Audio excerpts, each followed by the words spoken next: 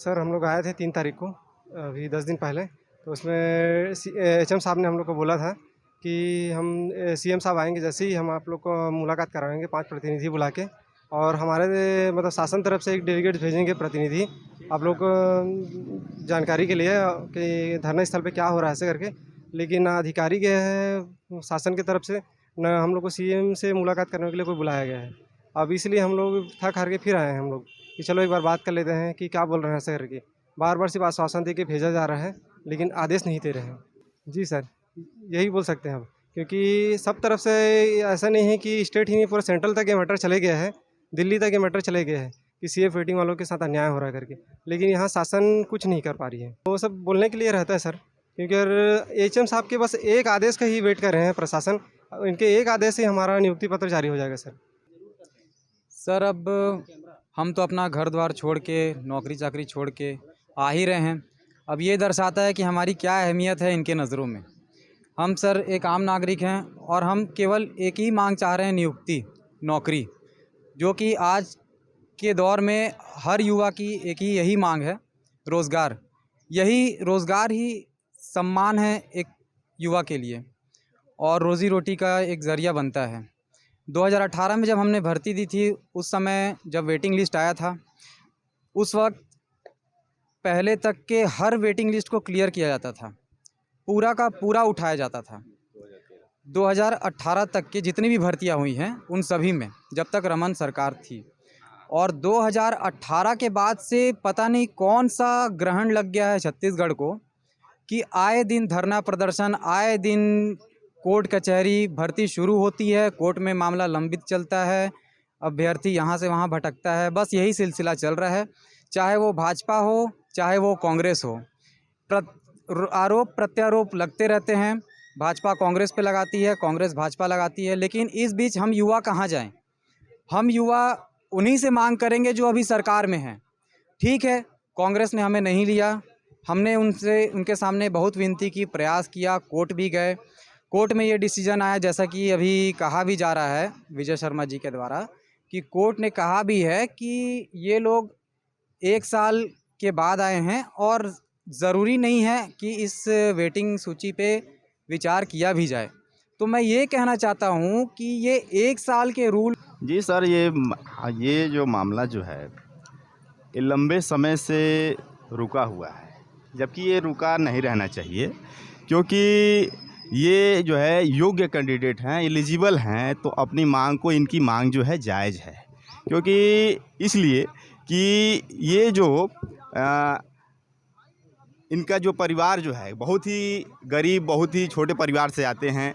हर कोई यहाँ पे जो भी खड़ा है ये छोटे परिवार से आया हुआ है।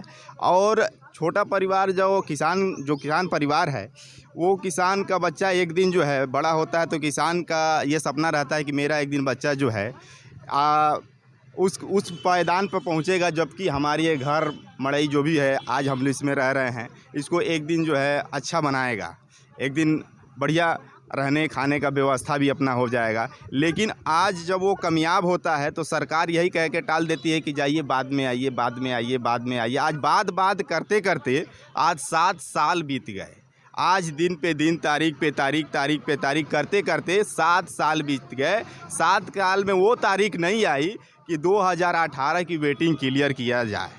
क्यों ऐसा? क्योंकि ये सब हर कोई शासन प्रशासन जो है अपनी जिम्मेदारियों से फिर रहे हैं। वो क्या है, पीएचको जाओ, पीएचको पुलिस हेडक्वार्टर गए, वहाँ से बोलते हैं कि आप चले जाइए, मंत्री जी से लिखवा के लाइए। मंत्री जी के यहाँ पास आए तो मंत्री बोले ठीक है आपका कर देंगे। करते करते ये 7 साल का बहुत बड़ा लंबा समय जो बीत जाता है। 1 साल में 365 दिन होते हैं और 365 दिन बीत जाते हैं, और 365 दिन बीत जाते हैं वो पता नहीं चलता। और आज ऐसा हो गया कि 7 साल हो गए। आज 7 साल हो गए, 7 साल में वेटिंग क्लियर नहीं हुआ। यहाँ से हम लोग दिल्ली तक, दिल्ली माननीय महोदय हमारे जो भारत के गृह मंत्री हैं उनके पास तक हमने लेटर भेजा कि साहब ये इसका वेटिंग का क्या होगा, वेटिंग कैसे प्रक्रिया किया जाएगा। उन्होंने इसे संज्ञान में लेते हुए राज्य को शायद लेटर भी दिया, और लेटर भी दिया कि इनको देखो इनका क्या करना है। फिर भी यहाँ पर कोई सुनवाई नहीं हो पा रही है। ऐसा क्यों है? ऐसा मैं सरकार से यही पूछना चाहूँगा कि ऐसा क्यों है? ऐसा होना नहीं चाहिए, क्योंकि हमारे जो बहन हैं, हमारे भाई लोग हैं, अगर रोड पे भीख मांगते हैं तो ये बहुत दुखनीय बात है ये हमारे छत्तीसगढ़ के लिए कि भीख मांगने पर नौकरी क्लियर की जाती है, रोड पर उतरने पर नौकरी क्लियर की जाती है। तो ये बहुत दुखनीय है छत्तीसगढ़ के लिए। युवा के साथ भी बहुत दुखनीय है, छल कपट ये किया जा रहा है, युवाओं के साथ ये छल कपट किया जा रहा है कहीं ना कहीं। अब बहुत ज़्यादा ही छल कपट हो रहा है, तब जा कर के ये लोग न भीख मांगने और इस तरह से रोड पर बैठने, धरना करने और परिवार को लेकर के उतरने का ये जो बात जो है आ रहा है सामने। ऐसा होना नहीं चाहिए, क्योंकि ये छल कपट की जो बात, इनको सीखने की ज़रूरत है। मैं शासन प्रशासन को सीखने की ज़रूरत है, जिन्होंने रमन सरकार ने ऐसी व्यवस्थाएं चलाई थी जो कि उनके सरकार में ऐसा कुछ नहीं हुआ। वो भी बीजेपी सरकार थी और आज भी बीजेपी सरकार थे। इनको कहीं ना कहीं हमारे रमन सर से सीखने की ज़रूरत है कि सीखेंगे, शायद सीख जाएं, ताकि इस वेटिंग को जल्द से जल्द क्लियर किया जाए और हमको वो दिन भी मिल जाए कि आज ये वेटिंग क्लियर किया जा रहा है, हमको लिखित में ये कह दिया जाए। फिर उसके बाद हम लोग धरना स्थल से जाएंगे। नहीं तो आज धरना स्थल में 25 दिन हो गए, किसी बच्चे का तबीयत ख़राब हो रहा है, किसी महिला का तबीयत ख़राब हो रहा है, कोई हॉस्पिटल में एडमिट है। तो ये तमाम प्रकार की जो बातें क्यों आ रही है, ये बातें सिर्फ एक ही जगह से आ रही है कि हर कोई काम शासन प्रशासन में रहते हुए जिम्मेदारी से नहीं कर रहा है। जिम्मेदारी से अगर आज होता तो आज हमारा वेटिंग क्लियर हो जाता, हमको यहाँ रोड पर उतरने की और धरना देने की ज़रूरत भी नहीं पड़ती। कोई भी शासन प्रशासन, मैं यही कहना चाहूँगा कि महोदय जी से निवेदन करूंगा, जो अपना डिप्टी सीएम है उनसे निवेदन करूंगा, विष्णुदेव सहाय जी से निवेदन करूंगा कि जल्द से जल्द जो है हमारा वेटिंग क्लियर करें। 7 साल का सफ़र बहुत होता है, हमने बहुत सफ़र किया 7 साल, और आज भी ऐसा है कि हम लोग की स्थिति इतनी ख़राब है कि कर्ज ले करके हम लोग धरना प्रदर्शन करने आ रहे हैं और हमारे परिवार के ऊपर कर्ज बढ़ते जा रहा है।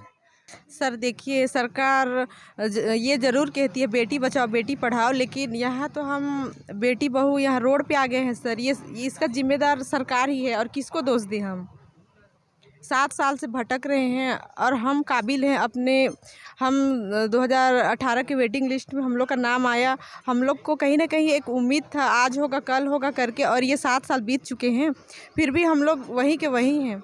और अभी आप देख ही रहे हैं, हम अपने परिजन के साथ रोड पे उतर आए हैं, तो ये सब अच्छा नहीं लगता। और हम बेटी बहू आगे बढ़ना चाहते हैं सर। हाँ, हमारे भी सपने होते हैं।